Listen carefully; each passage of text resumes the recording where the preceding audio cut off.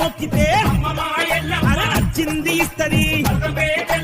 ఏటేటా ఆషాఢ మాసంలో ఎల్లమ్మ బాయిలోంచి బయటికొస్తది ముక్కోటి దేవతల సాక్షిగా మునిరాజుతో